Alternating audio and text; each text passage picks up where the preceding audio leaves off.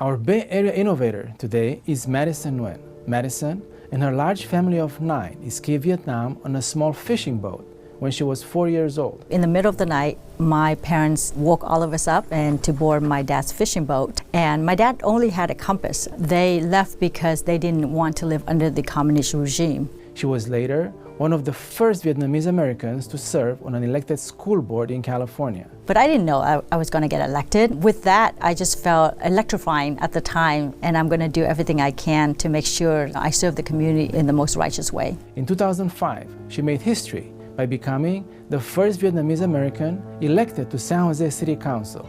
The rise in homelessness, the rise in crime, a lack of affordable housing, people are feeling unsafe. There's so many smash and grab activities that are happening in the community. And so you have to wonder, you have to ask yourself, why is this happening? After serving the city for 8 years, including vice mayor, she worked for nonprofit and business advocacy groups. You must be the change you wish to see in the world. If we see something that's not working in a community, then we should be able to do something about it. This is Bay Area Innovators, and I'm your host, Steve Espas.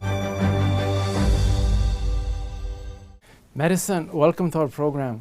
Thank you, Steve. Thank you for having me today. Well, glad to have you here. So I want to ask you about your journey to America. You came here when you were 4 years old. Why do you think your parents took such a big risk? You know, you came in a fishing boat, a small fishing boat on a sea with your whole family.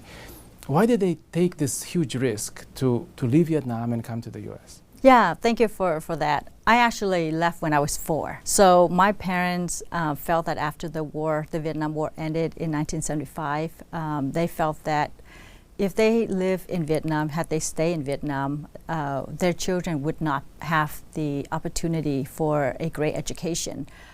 They were looking for economic opportunity as well. So during that time, many families in Vietnam actually decided to escape the country, and we were one of those families. So in the middle of the night, my parents woke all of us up, and there were 7 kids at the time.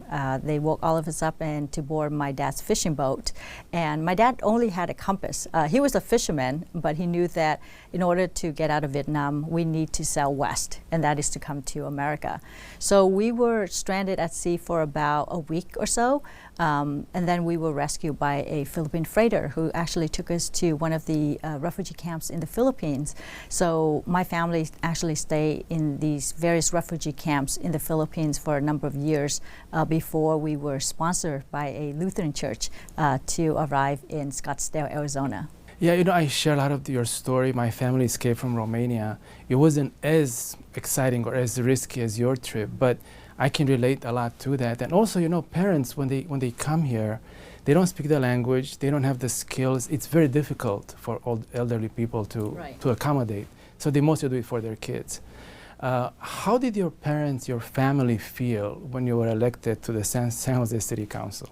Well, you know, that's so ironic that you asked me that, because obviously when my parents decided to leave Vietnam, they left because they didn't want to live under the communist regime. After the war ended in 1975, the North took over the South, and it became a communist country. So to them, politics was always viewed as very negative, was viewed as a lot of corruptions happening with government officials. So when I told them that I wanted to run for public office here in America, truth be told, they were not excited.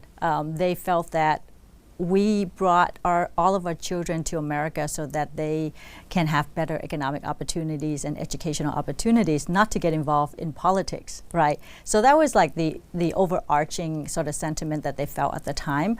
And because of that, I didn't really talk to them much about my journey of running for school board or running for city council, because I felt like I didn't want it to rub it, you know, in their face, so to speak. But obviously, they're my parents, so I'm sure that, you know, somewhere in their hearts they were very supportive. They didn't articulate that to me, and we kind of kept that separate. But after I was elected, they felt very proud because they realized that this is what I wanted to do. Running for public office, serving the public was something that I was very passionate about, and I still am. Today, obviously, they're very proud of what I'm doing, but it didn't start out that way. And you have a chance to demonstrate that politics doesn't always have to be dirty or corrupt. No, it doesn't, and especially local politics. It's to me, it's having this incredible ability and opportunity to serve the public, to make changes, at the local level, to implement, to enact ordinances that affect people's daily lives in the most positive way possible. So to me, I view politics as something that's very positive, something that's constantly changing, and something that's going to provide a lot of positive impact for families, in a local community. I read about this story, I don't know if you remember, it was many years ago, that kids were stealing your campaign signs because your last name it's quite common. I think a lot of Vietnamese have the name Nguyen, and they were stealing the signs to put them in their home because they were very proud of it, but you didn't know what was happening and you thought people are stealing their signs.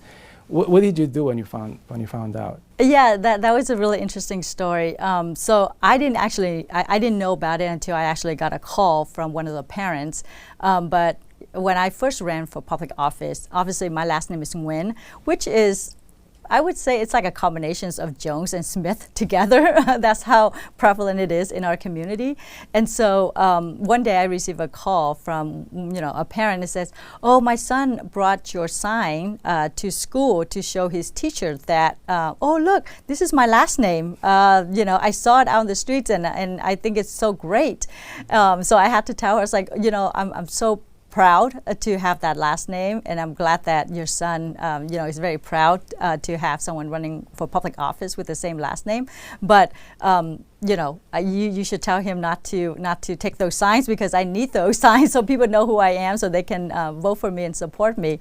But that just also goes to show that when I ran for the first time, after I was elected, I was the first Vietnamese American woman to be elected to public office in California. So that was a tremendous, proud moment for our community, not just for myself, for my family, but for the Vietnamese American community. And you can see that being displayed with some of these elementary school students who also felt very proud that the last name was being presented in the most public way possible.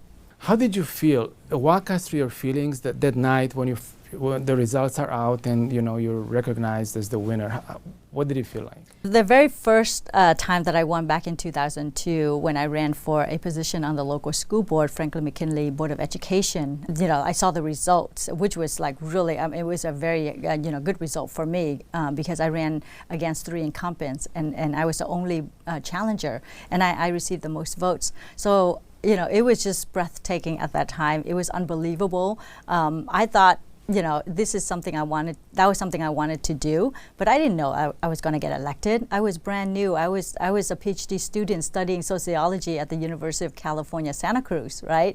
And so when that happened, I realized for the first time that the Vietnamese American community in San Jose actually got really excited. They went to the polls, they voted, they were really galvanizing, behind a young person, a woman of color, a Vietnamese American woman who wanted to do something to bring change to the school system. And so with that, I just felt electrifying at the time to be able to be in a position where I know that, or where I knew that it was going to be tough, it's going to be challenging because I didn't really have anyone before me to learn from, but at the same time I felt like, okay, this is going to be a brand new journey for me, and I'm going to do everything I can to make sure that I serve the community in the most righteous way.